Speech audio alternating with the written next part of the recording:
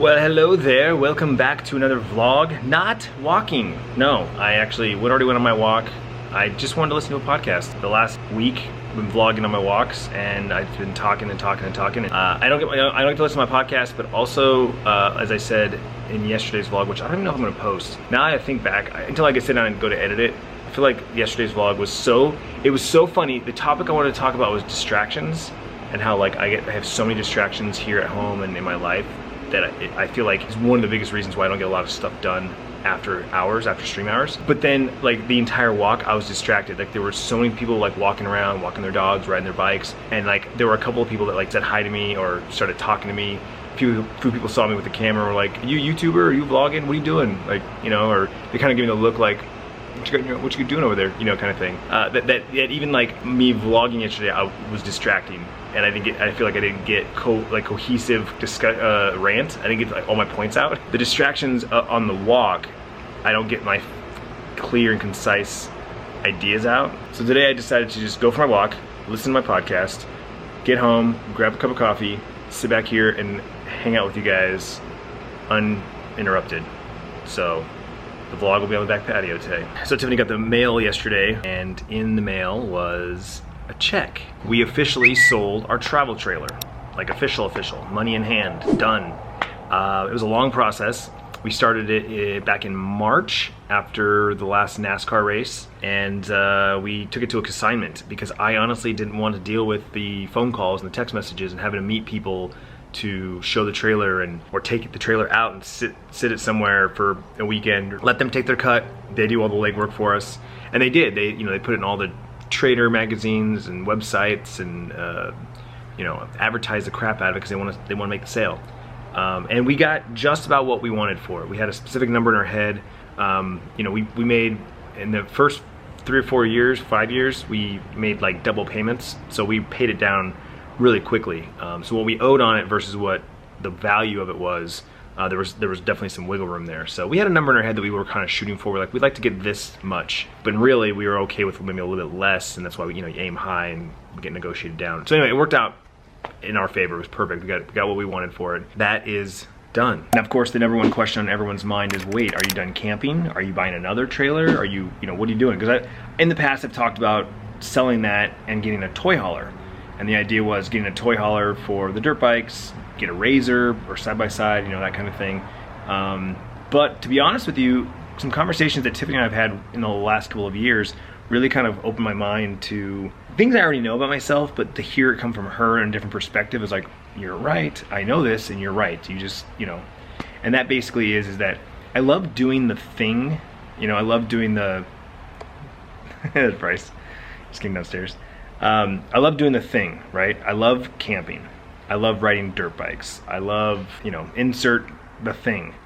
It's the lead up and then the post after that I don't like. And I'm sure that's probably like 90% of people in the world. Like, everyone likes to do the fun thing, but no one wants to do the work leading up to it or the cleanup afterwards. But anyway, the point is that like I love camping. I love going up north and being in the woods and escaping from the normal everyday stuff. I just don't like the tedious packing up, loading up, towing.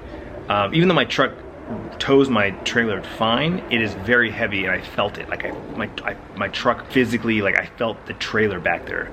Even though it had the power to tow it, it just wasn't a good fit. It never was. Everyone's excited. Tiffany's excited. Tiffany's so excited. She's so excited. Like Friday, we're packed, we're ready to go. She's doing all the legwork while I'm working, and then all I gotta do is hook up the trailer and drive to our destination.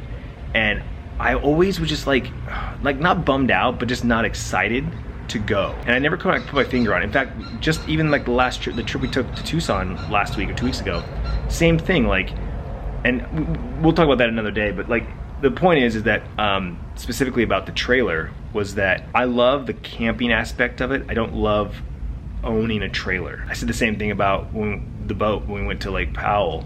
I said, this boat's awesome. I love driving around. I love being on the water. I can totally see why people love this. I would never own a boat. If I ever want to go out, I'll just rent one. And I feel the same way about a trailer. Like if we want to go somewhere with, to her parents, her brother, or we just want to go camping on our own, we'll just rent a trailer. We'll rent an RV, right? There's places that do that. Or more my style, now that I think about it, was get a cabin. Like, just rent a cabin. Go up to, like, you know, Payson, Prescott, Flagstaff, whatever, and just rent a cabin. There's cabins for rent. There's Airbnbs to rent, right?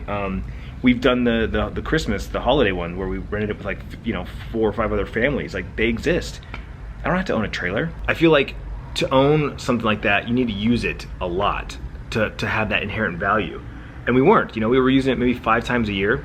You know, the big things, right? The 2 NASCAR races, Halloween, maybe 4th of July, Memorial Day and Labor Day. That's 6 trips a year for paying, you know, upwards of $500 a month for the trailer payment and storage, and then of course all the maintenance when something breaks, and that's another thing too. There were things that were wrong with the trailer that I just never got around to fixing. The struts, the air struts for the side kitchen, those things were blown out for, God, almost 2 years, maybe 3. I don't even know. Like, and I just never got around to fix them, because what would happen is we pull the trailer out to go camping and be like, oh crap, I need to fix that, man. And to my defense, I ordered the wrong struts twice. I don't know how I did that. I searched for the part number. This is the one that came up, and I just hit buy, and somehow it did it twice. And that's when I finally was like, F it, I'm gonna go to the actual dealer and just be like, I need this, can you please replace this? And pay whatever price it was. But you know, my point is that those are the things that really kind of resonate with me. Is like, I own this trailer, and I never think about the trailer until the day I'm ready to pull it out and tow it. And then it's like, oh wait, I gotta fix this, I gotta replace this, I gotta repair that, like, I gotta order this, and it's just not my thing, right? Like, Tiffany's brother, he pulls his trailer out and we'll have it sit in front of his house for like a weekend, and he'll, you know, take his time cleaning and replacing and repairing and upgrading and just hanging out in the trailer, because he like genuinely loves it. It's like an escape for him, and it never was that way. Like, I never like looked, and because the trailer, like I said, was so heavy to tow and it's such a pain in the butt to like pull out and use, I never just pulled it out for like a weekend trip. In my mind, the back of my mind, I was like, if I had a smaller trailer, something a little more convenient to just, you know, pull out or use, even if it was like a toy hauler that had a built-in generator where I didn't have to like pull out my generator and the cable, you know, that stuff like that. Like, if it was just more convenient, I could see myself pulling it out like on a Friday and doing like a 2-night stay at like Lake Pleasant, or even taking it to the dirt bike track and like camping out at the track to ride over a weekend. You know, I've thought about doing that stuff. I would never do that with my trailer because it was just too big, too bulky, and too much of a hassle. The selling of the trailer is only just another chapter in our life, in our adventure. Much like buying that last house and selling it 2 years later. The house was dope. Loved the amenities of the house. Loved everything about it. But we realized after a year, really, that it was too big. It wasn't us. You know, I've talked about this 1,000 times, but you know, we bought too big of a house because we could. Like, we could buy a big house, so it was like, why not? It was awesome. It was dope. But like I said, we didn't like the location, and we still, after 2 years, had empty rooms. And I'm like, we gotta buy furniture just to fill these rooms up. It's such a waste of money. It just wasn't needed. And we also realized what kind of people we like. We thought okay, we'll just be homebodies. Turns out we like to go out. We like to do stuff. We like to have happy hour and cocktails, and you know, it just wasn't convenient for us. So anyway, same thing with the trailer. We had the trailer for 6 years, and it was we had some awesome experiences. We had some awesome trips, awesome adventures, and you know, it's all documented on the vlog, so you guys can, you know, watch those. There's playlists and whatnot you can search for. But like, you know, it's just another chapter in our lives, and so you turn the page onto the next chapter. And that's kind of like where we're at right now with the kids being in high school and Sierra driving and working, and you know, like, this is the next chapter. And Tiff and I basically said that, okay, we'll sell the trailer and we'll just sit on it and we'll wait. And if a year or 2 goes by and we're like, man, kind of miss the trailer, kind of miss camping more regularly, we'll go buy a new one. We'll just, you know, there's nothing stopping us from buying another one. But I suspect that with the last 2 years being the least amount of usage that we got, I mean, even COVID, you know, COVID was going on where you couldn't go anywhere and do anything. That was like the perfect opportunity to go camping, and we never did. Like, the whole 2020, we never went. I think we went, 4th of July was, I think, the one time we used the trailer in all of 2020. I can't remember if we went Halloween. No, we didn't even go Halloween because we got the house. Yeah, we didn't even use it for Halloween, which is like the big trip of the year, you know. Like, it was one of those things where I think it was just time. Tiff and I agreed. I've been talking up for years about selling it to downsize and get a smaller trailer, but then it was like, let's just sell it and not get a new one. And that's what we ended up doing. So it's officially sold. As of right now, no plans to camp. Obviously, summer is over, kids are back in school, volleyball's in full swing. The next trip potentially would be Halloween, but if we're gonna cabin, it's probably too late. We would have to rent, you know, reserve a cabin now, honestly. At this point, it's a month away. which I'm thinking it's too late. But I think I'll ask Tiffany what her thoughts around that is, and we'll call Lolamai and just see if it's even feasible. But at the same time, like I said, kids are getting older where they want to do things with their friends now. Going to Lolamai isn't quite as appealing as it once was for the kids, because they're not little anymore. You know, the kids used to love doing all the games and the contests and stuff they used to do, and it's like, while I feel like they still would do those, it's just not as appealing. Like, they have things to do here and friends to hang out with and whatnot. So yeah, I don't know what the future holds for camping. I can't answer that question right now.